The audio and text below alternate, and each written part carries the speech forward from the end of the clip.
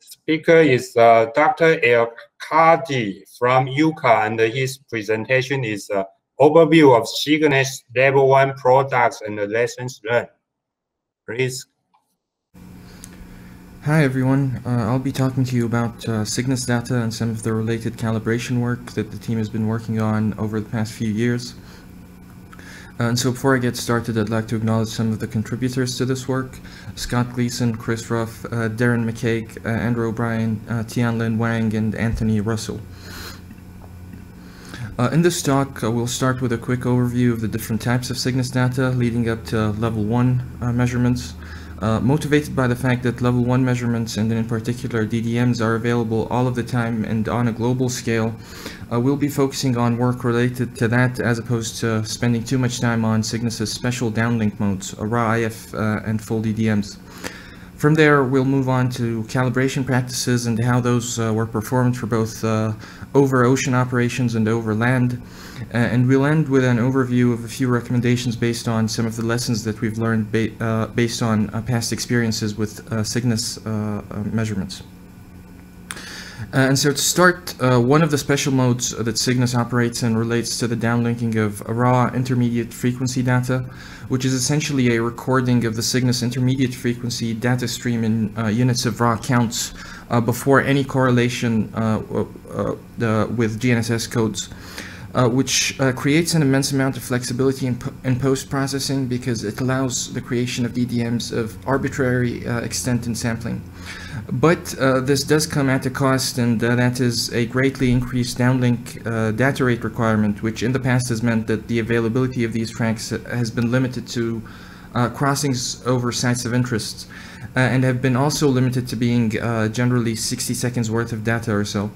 Here I'm showing you an example of what that processed raw IF DDM looks like, and what I would emphasize here is the fact that because we have this flexibility with how we choose to do post-processing, we're able to generate this DDM at a maximum delay extent that in this case is 5 times larger than what you'd expect to see with standard CYGNSS DDMs, standard level 1 DDMs. And at delay sampling that is 4 times finer, and Doppler sampling that's 5 times finer. Moving one step closer to level 1 compressed DDMs, what's being overviewed here are CYGNSS full DDMs. On board each of CYGNSS's 8 receivers, the observed surface scatter is mapped into a DDM comprised of 128 delay bins, each with a sampling of 1/4 chips, and 20 Doppler bins at a sampling of 500 Hz per bin. And here I'm showing you an example of what that looks like. Over the ocean, you'd expect to see your specular bin in row 62 to row 64 delay range, and that means 2 things. One, the full DDM's delay extent is typically something on the order of 16 chips, although recently a shifted specular point full DDM mode has also been introduced, which basically moves the specular bin up, thereby affording us an even larger maximum delay window.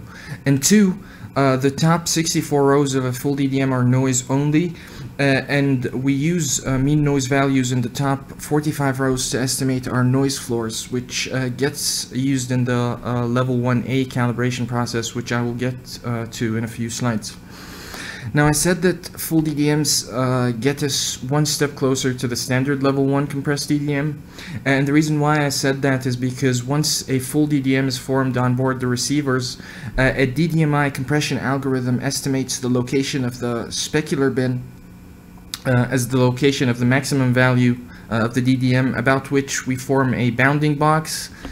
And then that box has a 17-bin extent, roughly 4 chips in delay, and an 11-bin extent in Doppler, roughly plus minus 2.5 kilohertz.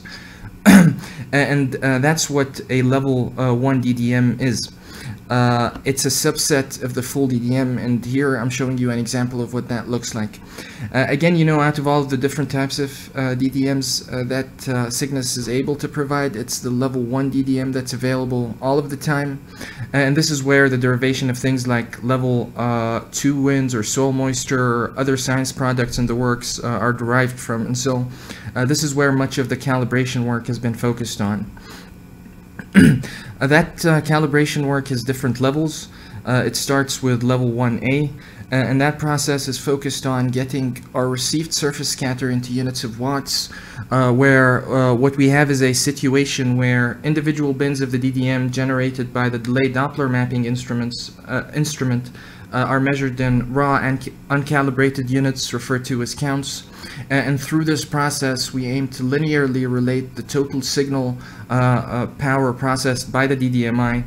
And here I'm showing you an example of the things that this process does and aims to account for, namely receiver gain, input antenna noise, and how that varies over different scenes, instrument noise power, which gets derived from a lookup table that parameterizes LNA gain, noise figure as a function of LNA temperature, and estimates of instrument-only noise levels facilitated by switches to black body load measurements, which put all together gives us an L1A calibrated level 1 DDM in units of watts.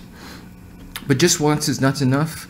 Typically what we'd like to work with are estimates of BRCS or bistatic radar cross-section, and so the L1B calibration process is focused on converting our L1A calibrated DDM in units of watts to an L1B calibrated BRCS DDM in units of meters squared.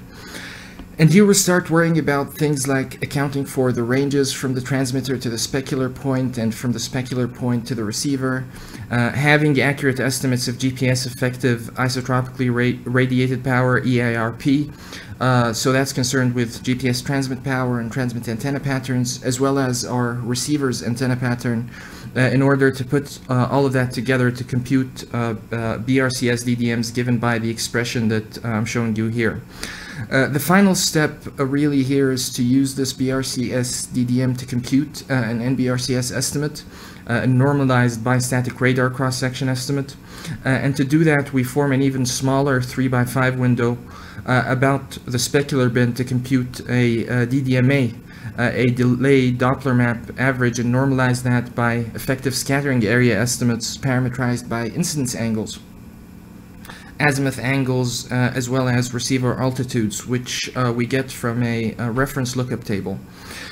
So all of this is fairly straightforward, a lot of steps involved, but this is essentially based on the inversion of the bistatic radar equation. Nothing really special there. So where does all of the extra work come from? And it really arises from the fact that this expression assumes that we know a lot of things with an infinite amount of accuracy, which we don't. And so when we start asking ourselves questions like how well do we know how much power is being sent our way and towards the specular point by our GPS transmitters, how well do we know the true location of the specular points, and how well do we know our receive antenna patterns, and that's when we really realize that there's actually some room for improvement in a number of areas. And so over the next few slides, what I'll be doing is walking you through some of the work that had been geared towards addressing some of these questions. And we'll start with how well we estimate those transmitter to specular point and specular point to receiver ranges. And what that fundamentally relates to is how well we know where our specular point lies in our DDM. The focus here being on what we assume the sea surface height to be. Is it some constant, or is it a little bit more complicated? And so some of the more recent iterations of the work the team sought, in some of the more recent iterations of this work, the team sought to accurately predict the specular point bin location. We found that it was necessary to account for the deviations in the Earth's surface mean height compared to the WGS 84 model. The point being is that we were essentially trying to reduce errors associated with estimates of path delay, and those manifest themselves in errors in the predicted location of the specular bin.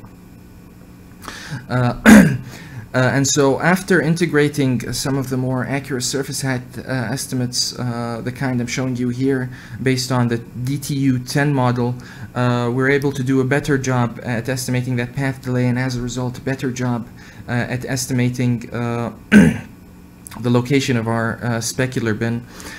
which is basically what I'm trying to communicate with this plot, where based on an estimate of a constant sea surface height, our solution tells us that the location of our specular bin is given by this red cross, whereas after integrating that DTU10 model, we find that a more accurate representation of where that specular bin is given by this red square. So it's a 2 delay bin offset, which is fairly sizable. If you think about it, it's almost half a chip worth of difference. So this was one aspect of the improvements relating to how we go about computing the specular point solutions, using better sea surface height estimates through in order to improve the accuracy of our path delay estimates.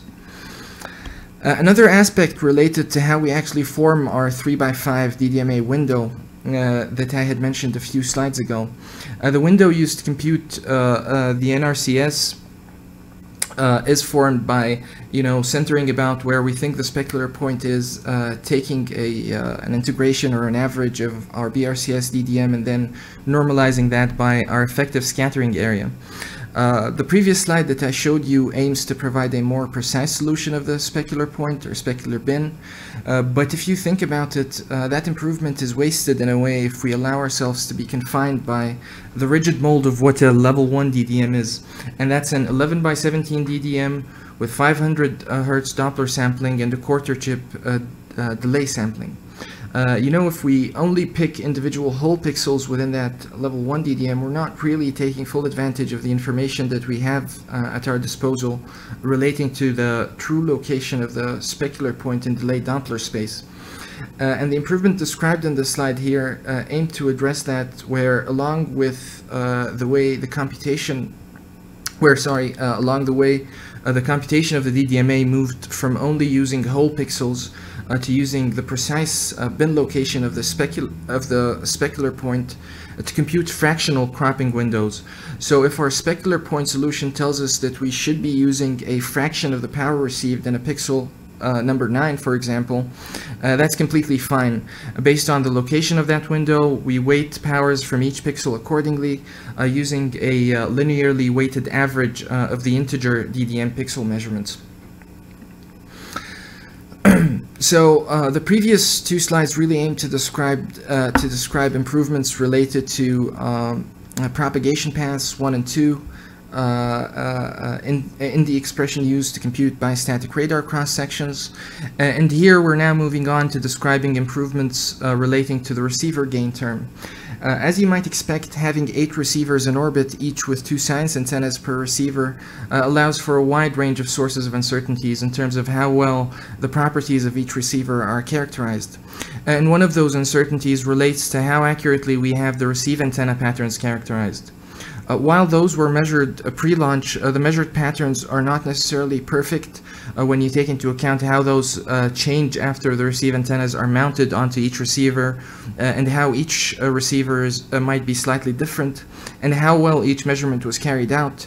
And so it was concluded that while pre-launch patterns do a good job at describing our FM-specific receive patterns, there was room for improvement. The in-orbit patterns are slightly different to what we had pre-launch, which in turn means that we might have slight errors in our receiver gain term in our L1B calibration process.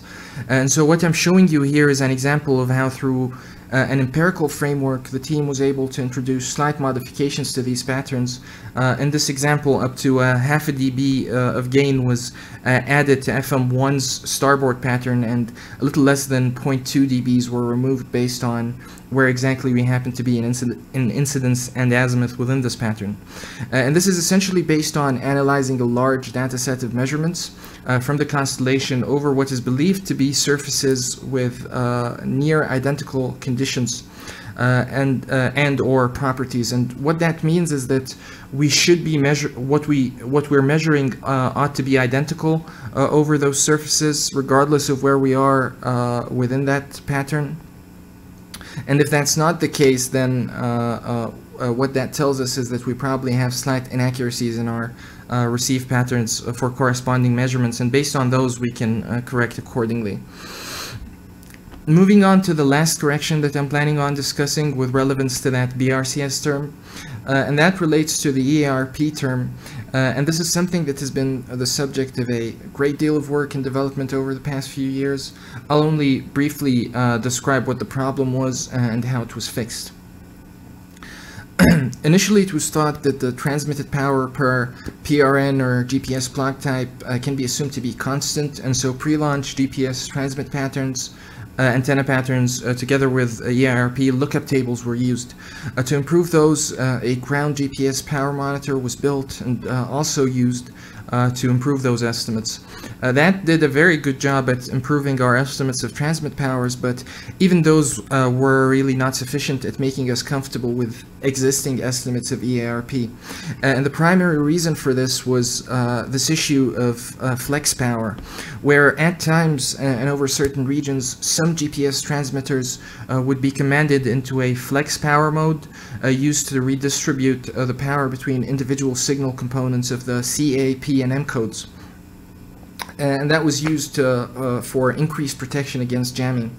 And what that looks like is something like this, where suddenly you have a sudden jump in EARPs, which we would not be able to capture and account for accurately without actually tracking transmit powers in real time, which is what motivated repurposing each of the 8 receiver zenith antennas to track direct GPS transmit powers, which in turn significantly improved our estimates of EARP. I'd like to now move on to talking about another level 1 related calibration improvement that relates less to the BRCS term and more to how we respond to the dynamic external noise environment that Cygnus operates in. And what I'm referring to here is interference by GNSS augmentation satellites and the impacts this has on related calibration quantities. These are most accessibly appreciated when we look at mean noise floor estimates globally, which is what I'm showing you here. And what you'll find is that due to this S-pass interference, that what we end up with is a more complex noise environments, with some parts of the world having anomalously high noise floors. From an instrument perspective, this can be captured and described by this idea or parameter that we call bin ratio. With each antenna, we have 2-bit analog to digital converters discretizing real-time samples to 4 states, ±1 and ±3. And the bin ratio is how many samples we have going to states ±1 over how many samples we have going to states ±3 over a period of 1 second. And in the absence of any interference, you'd expect that value to be somewhere around 2.15. However, due to S-band transmissions raising noise floor levels, those in turn skew the bin ratio distributions to having more extreme states, that is, samples having ±3 states. That in turn reduces our bin ratio estimates, and if I flip back and forth here, you can see the spatial correspondence between these plots, and in a few slides I'll show what that means and why this matters from a calibration perspective. But another point that I wanted to make relating to this is the fact that the same thing applies to our zenith antennas and their corresponding bin ratio estimates, which, as opposed to being impacted by this interference through specular reflections, they're impacted through direct line-of-sight transmissions, and in this case, this impacts EARP estimates. And really, the importance of all of this is in how it affects our Nbrcs estimates, which is what I'm showing you here, as a function of bin ratio, binned within narrow wind speed windows. And what this is telling us is that even within very narrow 0.2 meters per second windows, our Nbrcs is dependent on instrument quantities, in this case bin ratio.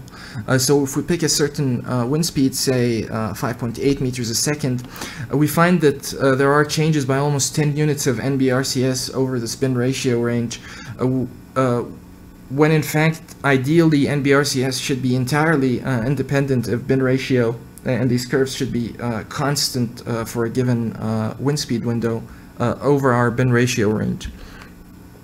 So with this in mind, a set of theoretical corrections were derived based on low-level simulations of the analog to digital sampling over varying input zenith signal and noise levels, and we added some small adjustments to ensure optimal Nbrcs behavior with a near zero slope for a given wind speed over the bin ratio range where more than 95% of our data happens to be, which is ultimately what we'd like to see, and it's what I'm showing you here.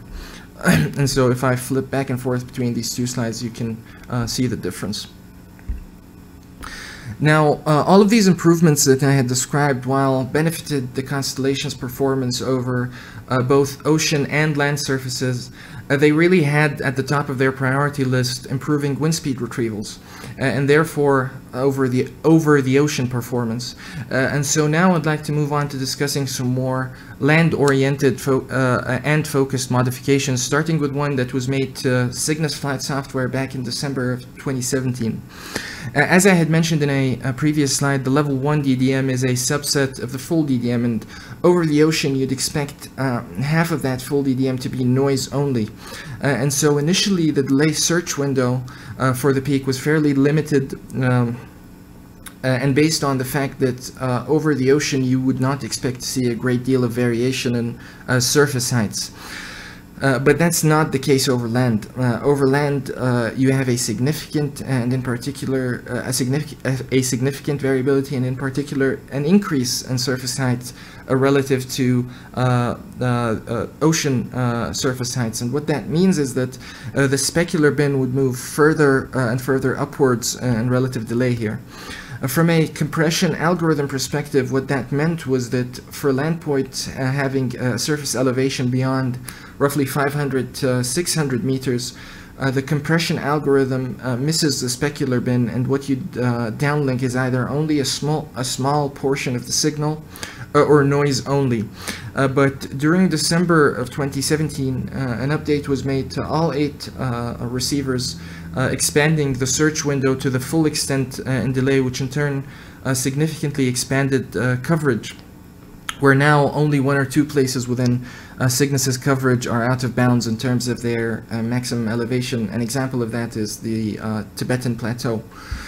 And so here I'm showing you an example of what that looks like in terms of mean SNR, where before the update a lot of high elevation points suffered from the issues I had just described, but once the update was pushed, this happens.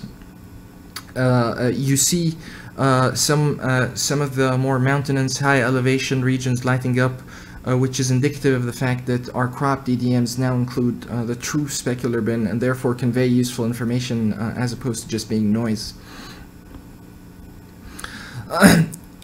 Now, similar to the situation that we had over the ocean where we tried to account for surface height variations, how that affects path delays, and ultimately our solution of the specular point, the team also incorporated a digital elevation map into the specular point solver to account for overland surface height variability.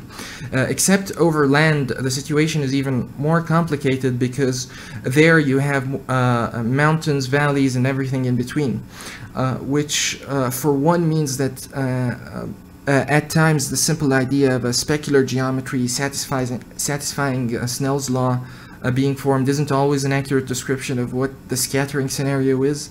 And 2, it can mean that you'll have multiple specular points being formed with power arising from a variety of locations within a single measurement. And so in this revised with this revised specular point solution scheme, we do our best to find the minimum delay point and use that as an estimate of the location of where the reflected power is originating from, and in a way defining that as the specular point. Mentioned in the previous slide, the scattering scenario over land is significantly more complicated over land, and while some of the modifications in the specular point solver help, there is still some room for uncertainty, and so some of the work was also invested in providing the end users of level 1 data with estimates of how accurate we think the specular point is through the introduction of a specular point confidence flag in any one of 4 states of confidence 0 to 3. We start with checking whether or not the specular point is over land, and then rule out all non-measurements. Those are things like test patterns or black body load DDMs, and from there we eliminate measurements believed to be of poor quality. What follows is that we compute based on local surface heights whether or not it was possible for the specular bin to actually fall within the cropping window, and finally we compare how far our predicted specular point location is from where the downlinked DDM peak is. There'll be a difference there, but they should be close. And if our land DDM measurement passes all checks, it's declared a measurement where we have a high confidence in the specular point solution. And so here what I'm showing you is an example of what a geolocation confidence map looks like over North America, where in spite of many complexities associated with this computation, the bulk of the locations within this map are associated with the highest level of confidence in the specular point solution. That is, except for a few regions with some more rugged terrain. An example of that is parts of the Sierra Madre mountain system in Mexico, which is associated with a slightly lower level of confidence in this case. Another way with which we can sanity check our land specular point solutions is through the kind of analysis I'm showing you here, where we would compare CYGNSS measurements and their corresponding specular point solutions with known features to see whether the responses make sense. And so here we're looking at a track that crosses multiple rivers, and you'd expect there to be a distinctly dissimilar response compared to when you're over dry land. And that is definitely the case. We look at the CYGNSS measurement series, and it tells us that there are features that cause spikes in our DDMA, and so there should be features on the ground if our specular point solutions are accurate that provide justification for why we're seeing those spikes. And after comparing those with references, we find that they correspond to inland water body crossings, which in turn explains why we're seeing those spikes and reaffirms the accuracy of our specular point solutions. But these figures also highlight another very important point relating to the nature of land returns, which, unlike ocean surfaces, they're highly heterogeneous. And what I'm referring to here are those spikes. Over the ocean, incoherent scattering is almost exclusively the dominant scattering mode, whereas over land you have measurements comprising mixtures of coherent reflections, incoherent scatter, which is why you're basically seeing these extreme transitions in amplitude. Starting with incoherent scatter, and then over the water you move to strong coherent reflection and back to incoherent scatter again. The point being is that you'd expect to see measurements with very different properties, and depending on your application, you'll want to focus on either incoherent scatter or coherent reflection, and so having a means with which the two may be distinguished is very important, which is why the team has also worked to introduce a global coherence detection methodology. That forms the basis for a coherence flag that is now included in level 1 CYGNSS data, which tells users whether or not a certain measurement is likely to be dominated by coherent reflections or incoherent scatter. And the way we do this is by quantitatively describing the extent of power spread within any given level 1 DDM and relating that to the underlying scattering mechanism. Coherent reflections arise due to mirror-like reflections off very smooth surfaces, and so the way you'd expect that to be manifested in level 1 DDMs is by a limited extent in power spread, whereas incoherence is the result of scatter off a statistically rough surface, and the way you'd expect that to be manifested in level 1 data is through an increased power spread and delayed Doppler space. And these are examples of what the two look like, although practically there are additional complications that are addressed by other elements of this procedure. But what it is fundamentally aiming to do is describe power spread related to the underlying scattering mechanism. Low power spread leads to high power ratio, that's our coherence metric, and a high power ratio spread, high power spread leads to low power ratio, which in turn indicates incoherence. And there are a number of practical reasons for why you'd want to have this coherence metric available at your disposal. One of them is the fact that when you do have a situation where coherence is dominant, then it's more than likely that you'll want to focus on the notion of surface reflectivity as opposed to a bistatic radar cross-section, you know, a concept that breaks down when you talk about coherence. And so in this revised version of CYGNSS land data, we provide the end users with a BRCS DDM, a reflectivity DDM, and a coherence flag. And so that based on the coherence state, they may opt to focus on the type of DDM over one type of DDM over another. Although in the case of coherence, folks might choose to just focus on the peak reflectivity DDM value as opposed to integrating over the entire DDMA space or use the entire DDM in their analysis. And the reason for this is that when we're talking about coherence, we're talking about a scattering footprint that is tens of kilometers in size, whereas when we're talking about coherence, we're talking about a reflection footprint that's hundreds of meters in size. And so focusing on a single pixel in that DDM starts making more sense, especially when keeping in mind its spatial equivalence. The last modification that had improving the quality and usefulness of land measurements in mind is described here, and that relates to increasing data taking rates from 1 Hertz to 2 Hertz. And here, what you have to keep in mind is this. Initially, a level 1 DDM was the result of a 1 millisecond coherent integration and 1,000 looks or incoherent averages. And taking into account the receiver's 6,000 meters per second ground speed, what that meant was that a level 1 DDM was also the result of a 6 kilometer motion on the surface at the 1 Hertz data taking rate. What that means, particularly when you have measurements dominated by coherent reflection like inland water bodies, the DDM gets smeared and delay, which is less than ideal. To try and address that, the entire constellation was switched to a 2 Hertz data taking rate starting July of 2019, where the number of looks was reduced to 500, meaning that a level 1 DDM is now associated with a 3 kilometer ground distance as opposed to 6 kilometers. And this has had some real tangible improvements in the quality of CYGNSS's land data in a number of ways, and these plots aim to communicate those.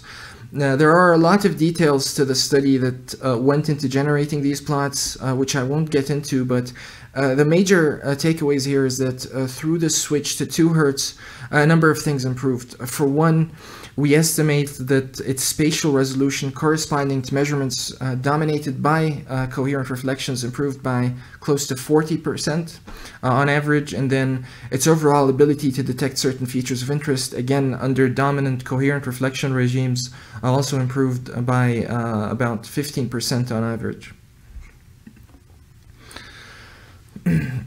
And this concludes some of the things that I was hoping to cover.